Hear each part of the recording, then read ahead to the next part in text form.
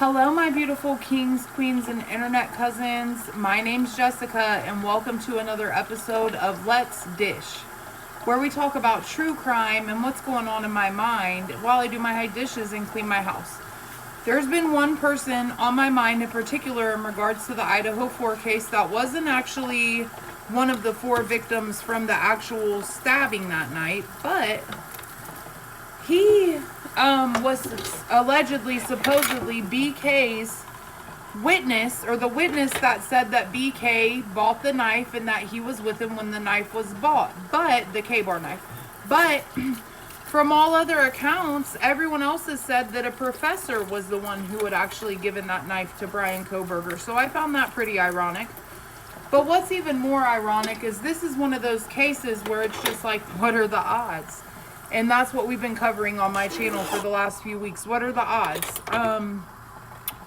So right before Brent's death, he was calling 911 and he reported that he had been being followed by 2 men. He never did identify them by name, and I believe that's because he knew the people that were there to help him with the case probably knew who that person was, or maybe possibly allegedly worked with them.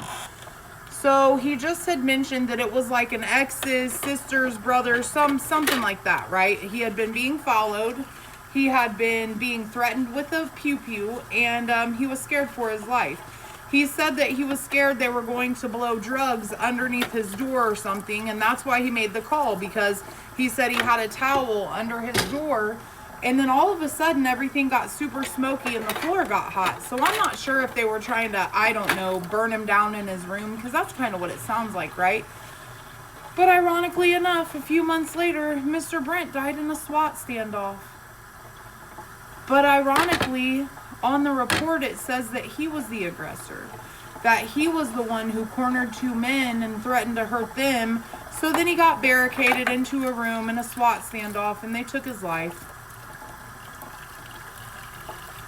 I don't know, could they be tying up loose ends? I guess he was a security guard for Pullman. Do you think maybe he was out that night, you know, actually doing security work and maybe seen something he shouldn't have? Because why was he being threatened? Why was he being followed? And why did he die in the exact manner he told the cops that he was scared for his life, that they were going to unalive him? And then, just a few months later, actually, I think it was December 15th he died, and you guys can correct me if I'm wrong, but I believe right after that is around the time that they arrested Brent Kopacka for the alleged unalivings. Thought that was kind of weird. It's really been bothering me. There's another person that I have to look into by the name of Nicholas Mowich. If you guys have any information on him, please feel free to share it. Because I'm just wondering how many other people have been hurt, you know? How many other people have reported stuff and then end up missing, or whatever the case may be. What was it that Kaylee was telling Adam? I've even thought about maybe, you know, was she having an affair with someone else? Had she fallen pregnant and they did the math and realized since she hadn't been with Jack D for however long that the baby was theirs? Maybe, like I said, you know, Lacey Peterson or Scott Peterson or Chris Watts. Was it something like that? Someone made a good point earlier and said, did Hunter call in an unconscious person because he knew if he called it in as a red rum that he wouldn't know the cops that would show up? Would it have been detectives if he would have reported it like that? Or did he report it like that as unconscious just so somebody of his friends would come to, you know, check out the crime scene? Thought that was a little weird. Actually thought that was very weird. I don't know, man. I find it strange. They had all those DNAs. They literally had a male's DNA from under Maddie's fingernails that doesn't match Brent Kopacka, but they won't run it. Why is it? Have you ever seen a murder investigation where they didn't want to run the DNA to find out who did it? That's kind of weird, isn't it? I've never seen anything like it. Have multiple blood samples from 3 different males. Plus, they found hairs in the crime scene. Why do you think they got rid of it so fast?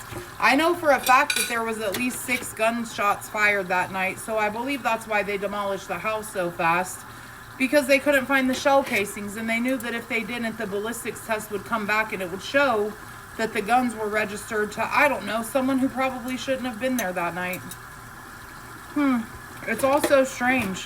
Why couldn't they give back Kaylee's electronics? Was it because she had been being cyber stalked, or someone had her phone mirrored maybe and knew everything she was doing? Because in a part of the clip where the unalivings are occurring, and you can hear it from the side camera, you hear a voice say, "There was no talk about you moving away," and she said, "I got a job."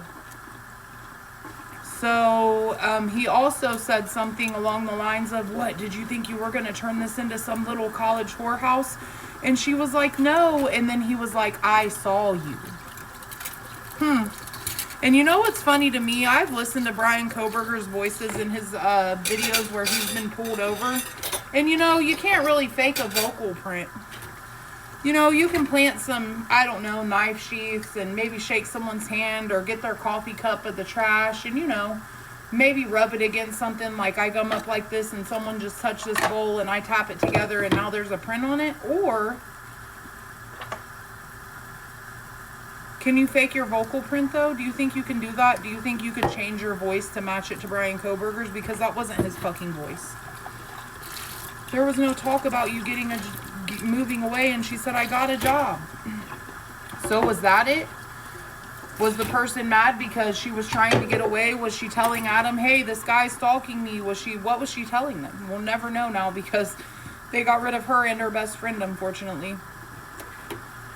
But I know for a fact that there's no irony in the fact of this entire case, but the fact that Brent Kopacka ends up dying the exact way he told everyone that he was being threatened. You could tell in the police body cam footage that the man wasn't going to harm anyone or himself. He was genuinely scared.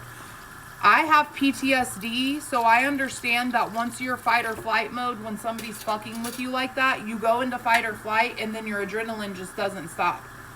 Sometimes when I get riled up like that, if somebody's messing with me, it'll take me 2 or 3 days for my nervous system to finally understand that I'm okay. So if I ever seem manic, it's probably because of that. Because I've been having a lot of weird happenings going on with me in my life lately too. So I just don't find it ironic, and I definitely don't think that the killers would have taken their phones into this home. I don't think they would have brought it anywhere near their home. Just like if it was Brent Kopacka. Do you honestly think a criminology student who's obsessed with studying serial killers would be so stupid that they would take their own phone to the crime scene? Because I don't. I think that they would maybe, I don't know, you know, hide the victims in a room, tie them up, take their phones, and then communicate back and forth. That way it looks like it was a frame job for them. Because I don't think Brent Kopacka was the initial fall guy. I think that that's why Jack got texted from Kaylee's phone saying, "Hey, come get your vape." Because they wanted him on camera around 2 o'clock in the morning so that way they could say, "Look, obviously it's him." But if you go check the tapes at 4 a.m., there's nothing there. And do you guys remember, I think it was 2021, there was a reported almost stabbing where a man broke into a woman's house like a creepy serial killer stalker in the middle of the night, who is confirmed now not as Brent Kopacka. And he got inside of her house with a knife, and then he just stood there and just watched her sleep like a fucking serial predator, and then disappeared into the night, but he never did hurt her. That was about a year before this happened, and they said that there's no correlation, but what are the odds? Again, what the fuck are the odds? Right before a quadruple homicide, right a year before, there's a man who breaks into a Pullman, I think it was a Pullman girl's Washington apartment, and did that. So what was it? Did they know that they couldn't do it at Pullman anymore because maybe they'd get ID'd, so they switched over and started fucking with the kids at U of I? That's what it seems like. I don't know. I want to know, were there any campus security guards? Because I believe that was what Brent's job was at WSU. But was there any other campus security that worked for U of I that wasn't the fucking Moscow police by chance? I don't know, man. That domestic disturbance call at 1:49 a.m., somebody sent me something saying that it was actually Kaylee that made that call. I told you guys the timelines were butchered. They entered the house around 1 o'clock a.m., and then by 2:45, man, gunshots, car wrecks. So you tell me what was going on. I love you guys. I'm interested to see what your thoughts are in the comments. Thank you guys for being with me on this case, man, and let's hope that we can get to the bottom of it for the justice of the victims and God knows how many other people who were extorted and coerced by whoever did this. So I love you guys. Comment below and follow me on YouTube.